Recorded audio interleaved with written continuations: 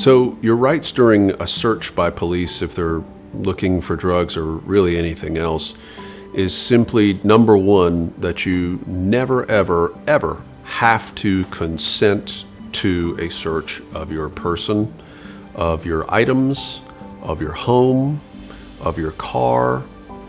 You never, ever have to agree to a search of yourself, your personal effects, or your home, okay? It doesn't mean that the police may not be able to search those items. It doesn't mean that you can force them not to search those items. It doesn't mean that there's magic words you could say that would make them stop searching those items once they've started, because police have various justifications given to them by the law to search different instruments, articles, devices, locations. They have various ways that they can search those things, but it's important to state right at the outset that you never ever have to consent or agree to allow them to search those things.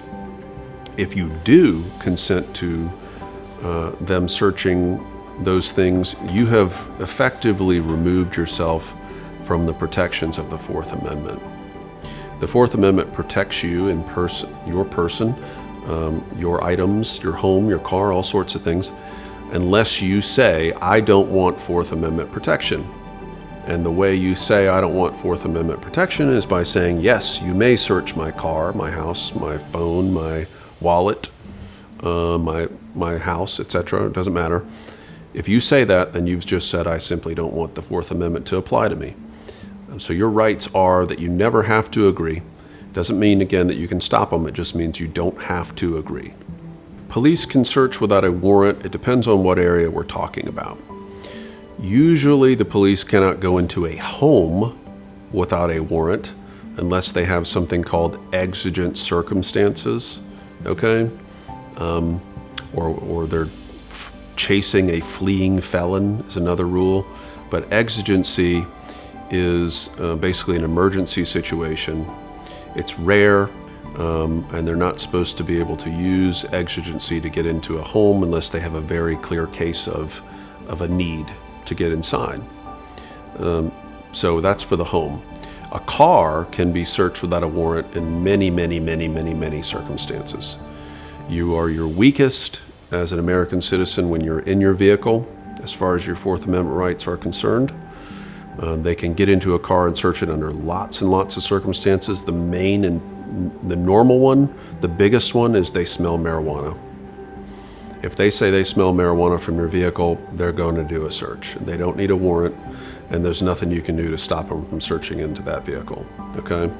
There are other exceptions for automobiles because automobiles are movable. If they have what's called probable cause to search a vehicle, they're allowed to do it without a warrant. So again, the vehicle is the weakest place that you can be. The home is the strongest place that you can be. Probably next level down is just going to be walking around of your person, not of a vehicle.